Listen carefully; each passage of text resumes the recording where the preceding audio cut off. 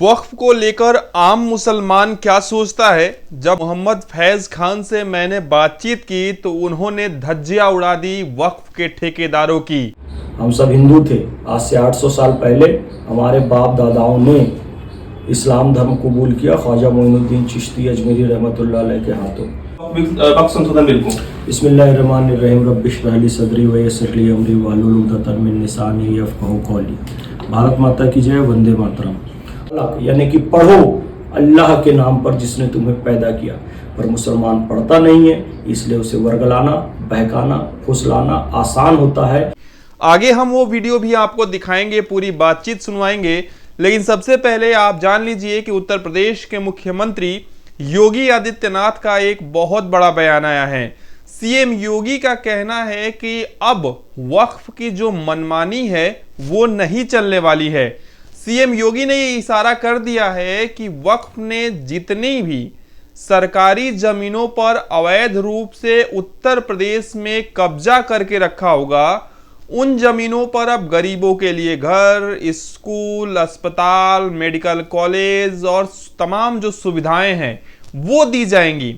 एक दौर था जब आपको याद होगा कि लोग तंज कसते थे, जो सनातन विरोधी हैं, कि राम मंदिर की जगह अस्पताल बनवा दो, स्कूल बनवा दो, मेडिकल कॉलेज बनवा दो। कई मंदिर ऐसे हैं जिन्होंने स्कूल बनवाए, जिन्होंने अस्पताल बनवाए, लेकिन अब उत्तर प्रदेश में जिन जमीनों पर अवैध रूप से वक्फ ने कब्जा किया होगा, वहां पर अब गरीबों को घर मिलने वाला है शायद। तो अब इस फैसले का उत्तर प्रदेश के मुख्यमंत्री योगी आदित्यनाथ ने जो फैसला लिया है या जो फैसला लेंगे, तो इसका तो स्वागत उन लोगों को करना चाहिए जो लोग ख्वाब देख रहे थे कि मंदिर की जगह पे अस्पताल बनवा दो। कि भाई अस्पताल की जरूरत थी ना, जिन मंदिरों ने बनवा रहे हैं, लेकिन अब वक्फ जिन अवैध जमीनों पर कब्जा किया है उस पर भी बनने वाले हैं, तो स्वागत करिए ना वक्फ संशोधन बिल का। अब आपको सुनाते हैं कि मोहम्मद जो फैज खान है, उन्होंने वक्फ को लेकर क्या कुछ कहा। अनसेटल्ड मामले, सूरत म्यूनिसिपल कॉर्पोरेशन पर वक्फ ने दावा ठोक दिया, ईडन गार्डन पर दावा ठोक दिया, 1500 साल पुराने तमिलनाडु के गांव पर दावा ठोक दिया, यहाँ तक कि चंद्रशेखर आजाद की जो शहादत स्थली है आजाद पार्क प्रयागराज में, उस पर दावा ठोक दिया, संसद पर दावा ठोक दिया, महाकुंभ की भूमि हमारी है कह दिया। तो ये सब मामलों में कोर्ट फैसला लेगा और जो हक होगा उसे वो चीज दी जाएगी। अब वक्फ बोर्ड की जो मनमानी पहले हुआ करती थी ना, वो नहीं चलेगी। वक्फ बोर्ड, वक्फ काउंसिल एक मैनेजमेंट का विषय है, एडमिनिस्ट्रेशन का विषय है, तो उसमें 2 सुन्नी भी रहेंगे, 2 शिया भी रहेंगे, 2 आगा खानी भी रहेंगे, 2 बोहरा भी रहेंगे, 2 महिलाएं भी रहेंगी और 2 एक्सपर्ट गैर मुस्लिम भी रहेंगे। यदि मुझे एडवोकेट की जरूरत पड़ेगी तो मेरा नाम मोहम्मद फैज खान है, तो मैं मुसलमान वकील है इसलिए उसके पास नहीं दौड़ूंगा। जो मेरे शहर का बेस्ट वकील है उसके पास जाऊंगा, वो मुस्लिम हो, हिंदू हो, सिख हो, ईसाई हो, कोई भी हो।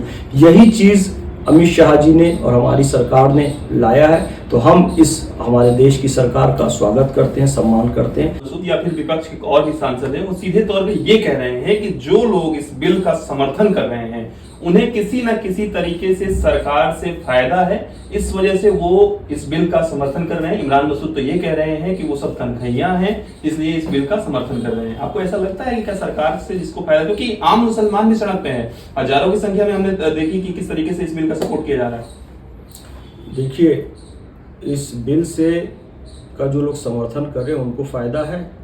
वो तो संसद में मोदी जी भी कह रहे हैं, अमित शाह जी भी कह रहे हैं, किरण रिजिजू जी भी कह रहे हैं। अरे भाई, फायदा है तभी तो समर्थन कर रहे हैं ना, हमको फायदा होगा तभी तो समर्थन कर रहे हैं ना। हमारे जो लैंड थी लाखों एकड़, वो वक्फ माफियाओं के पास थी, वो निकलकर आम मुसलमानों के पास आ जाएगी, तो आम मुसलमानों को फायदा है ना।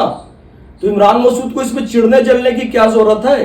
200-300 लोगों के पास जो प्रॉपर्टी थी वक्फ की, वो 25 करोड़ 20 करोड़ मुसलमानों के पास आ जाएगी, तो फायदा है ना, अच्छी बात है। अब इमरान मसूद देखो, और ये जो शायर है इमरान प्रतापगढ़ी, देखो ये लोग काला कपड़ा पहनकर संसद में गए, ईद का इतना पवित्र त्योहार काली पट्टी लगा कर गए। देखो, मैं मुसलमान हूँ, हमें पता है, हमारे पास एक गम का मौका आता है मुहर्रम का, और मुहर्रम में बहुत सारे मुसलमान भाई काला कपड़ा भी पहनते हैं। लेकिन ईद का जो मौका होता है ना, वो खुशी का त्यौहार होता है।